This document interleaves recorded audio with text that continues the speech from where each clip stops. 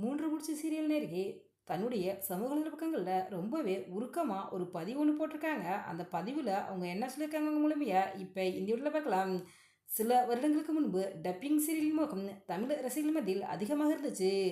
ஹிந்தி சீரியல்களை தமிழில் டப்பிங் செய்து தமிழ் சேனலில் ஒளிபரப்பு செய்தாங்க. இந்த சீரியல் பார்ப்பதற்காக அதிகமான ரசிகர்கள் இருந்ததால் இந்த சீரியலில் பல சேனல்கள் போட்டி போட்டு டெலிகாஸ்ட் பண்ண ஆரம்பித்தாங்க.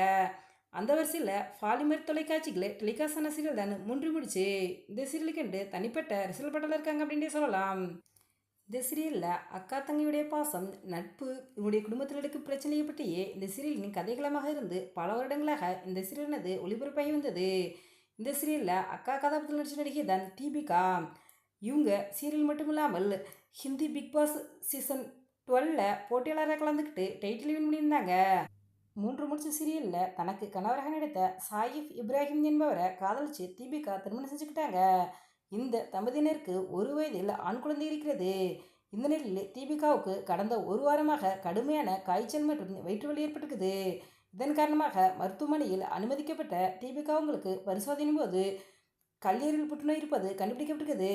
இந்த நிலையில் தீபிகா அவங்க தன்னுடைய இன்ஸ்டாகிராம் பக்கத்தில் கடந்த ஒரு வாரமாக தன்னுடைய வாழ்க்கையில் என்ன நடந்துச்சு அப்படிங்கிறத ரொம்பவே உருக்கமாக சொல்லியிருக்காங்க. அதில் அவங்க என்ன சொல்லியிருக்காங்கன்னா, கடந்த சில வாரங்களாகவே எங்களுக்கு மிகவும் கடினமான நாட்களாக இருந்துச்சு. வயிற்றுக்கு மேல் பகுதியில் ஏற்பட்ட வலிக்காக மருத்துவமனைக்கு சென்றேன்.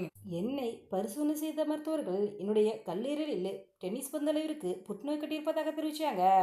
நான் இதிலிருந்து மீண்டு வருவேன் எனக்கு நம்பிக்கை இருக்குது. என்னுடைய முழு குடும்பம் எனக்கு சப்போர்ட் பண்ணுறாங்க. இதேமாரி உங்களுடைய அன்பு பிரார்த்தனைகளால் இதை என்ன கடந்து சொல்வேன் அப்படின்ட்டு அந்த பதிவில் தீபிகா அவங்க சொல்லியிருக்காங்க. இந்த பதிவை பார்த்த ரசிகர்கள் பிரபலங்கள் போல இருக்கும் புற்றுநோயிலிருந்து தீபிகாவுங்க மீண்டு வரணும் அப்படின்ட்டு ஆறுதலை தெரிவிச்சுட்டு வர்றாங்க. எங்களுடைய சிறப்பாக தீபிகாவுக்கு ஆறுதலை தெரிவித்துக் கொள்கிறோம்.